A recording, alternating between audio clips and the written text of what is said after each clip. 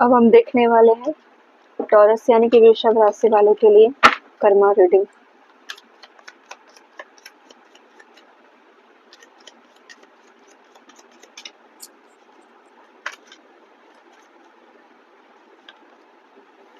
Night of pentacle, knight of swords, five of wand, ace of swords,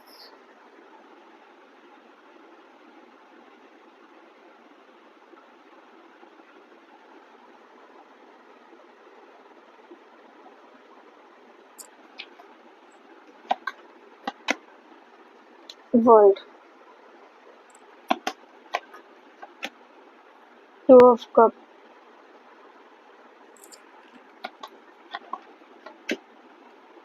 eight of swords,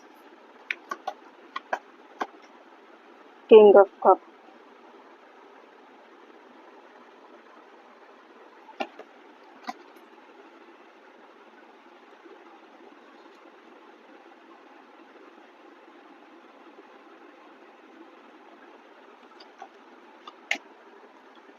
temperance,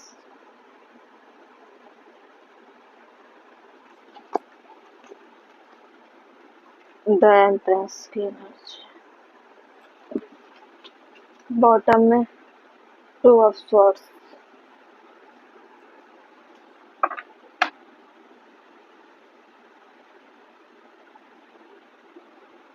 taurus यानी कि वृषभ राशि वालों के लिए कर्मा की रीडिंग। काफी आपके लाइफ में कॉन्फ्लिक्ट है, कंफ्यूजन है, सही डिसीजन ना लेने वाली क्वालिटी है तो आपकी लाइफ में बहुत सारी अच्छी चीजें भी हुई है और आप स्पिरिचुअल पाथ पर चले भी गए। आपके लाइफ में जो चल रही थी कार्मिक चीजें वो आप समय रहते पहचान भी गए, क्योंकि आप खुद को डिवाइन पर सरेंडर कर चुके थे। ठीक है, आपने अपनी गलतियों को माना भी कि आपसे गलतियां हुई, आपने रियलाइज भी किया और आप लविंग भी हो, केयरिंग भी हो, सेल्फ लव भी करते हो। अच्छी क्वालिटी होने के बावजूद भी आपके साथ अनचाही चीजें हुई। उसका कारण यही था कि आपके लाइफ में कुछ चीजें पुरानी पास्ट वाली चीजें रिपीट हुई है। ठीक है, पास्ट में की गई गलतियां आपको इस टाइम मिली। ठीक है, आपने कोई गलतियां क्रिएट नहीं किया है इस लाइफ में। पेंडिंग चीजें एक साइकिल थी, वर्ल्ड का कार्ड है, एक साइकिल थी, जिन साइकिल को कंप्लीट करने के लिए आपके लाइफ में बहुत सारे ऐसे लोग आए, आपसे जुड़े, या आपसे बिजनेस के थ्रू हो या फ्रेंड के थ्रू हो या फिर किसी न किसी तरह के एक स्लो ऑफर आया, ताकि आप उनको ये समझो। देख दो, कोई भी इंसान आता है लाइफ में कंफ्यूजन क्रिएट करके ही आता है। अगर सब चीजें पता चल जाए, मिस्ट्री पता चल जाए, फिर इंसान तो भगवान बन जाएगा ना। बुद्धिमान तो ऑलरेडी बनाया गया ताकि वो अपने अच्छे कर्म को कर सके। लेकिन ऐसी कोई पास्ट की चीजें बताई नहीं जाती, इतनी में टैलेंट नहीं दी जाती है कि अपने जीवन का लेखा जोखा भी पता कर सके। इसलिए भ्रम के तहत कुछ लोगों की एंट्री हुई थी आपके लाइफ में, ताकि आपकी कर्मा साइकिल बैलेंस हो जाए। लेकिन आप एक स्पिरिचुअल पाथ पर जाकर खुद को अलाइनमेंट किया आपने और चीजों को आप समझ चुके थे कि ऐसी चीजें क्यों हुई, बार बार कंफ्यूजन उलझन क्यों होती है। आप उन चीजों के तरफ ज्यादा झुके, लेकिन उनके बीच की कड़ियां आपने पता कि कैसे आप टेम्परेंस की एनर्जी में जाकर दोनों को बैलेंस किया आपने। ठीक है, टू साइड की कंफ्यूजन को आपने क्लियर किया कि ऐसी चीजें क्रिएट क्यों हुई। उन चीजों को जानने के बाद आपका दिमाग को एक तरह से स्टक भी हो चुका था, काम नहीं कर रहा था, क्योंकि दोनों चीजें सही लग रही थी आपको। दोनों चीजें अगर सही हो और दोनों में से किसी को चुनना हो बहुत टफ हो जाता है, और दोनों चीजें गलत हो उनमें से एक चीजों को चुनना भी बहुत टफ हो जाता है। ऐसी चीजों को लेकर भी आप बहुत ज्यादा दुविधा में थे, क्लैरिटी नहीं मिल रही थी। स्पिरिचुअल पाथ पर आप गए, समझे चीजों को, क्यों हुआ, कैसे हुआ, फिर आपको उन दोनों में डिफरेंस पता चला।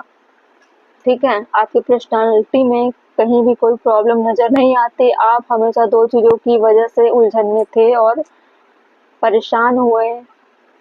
ठीक है, पूरी-पूरी रात आप सोचते रहे, दिन भी सोचते रहे, रात में ज़्यादातर आप इन्हीं चीज़ों को लेकर ख़यालों में सोचते थे या फिर ऐसे-ऐसे चीज़ें आपके ड्रीम में आया करते थे कि बहुत सारी चीज़ें हो सकती हैं आगे चलकर, या किसी चीज़ का आपको डर रहता था हमेशा कि कोई चीज़ें ऐसे क्यों हो रही है, क्यों दिमाग काम नहीं कर रहा है।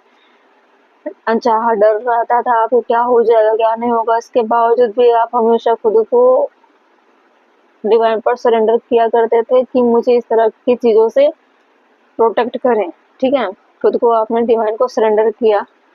कभी-कभी आपको डर लगा रहता था कि आपकी लाइफ में जो भी इंसान एक लव का ऑफर लेकर अगर आते हैं, उन पे आपको डाउट होता था कि ऐसे लोगों की वजह से हो सकता है आपके मन में कंफ्यूजन क्रिएट हो रहा होगा, या फिर इस तरह के लोग आपकी लाइफ में एग्जिस्ट नहीं करते, या आपके इमोशन का गलत फायदा उठाया जाता है, आपके पर्सनालिटी का गलत फायदा उठाया जाता है। ठीक है, बहुत सारी चीज़ों को लेकर भी आप कंफ्यूजन में थे।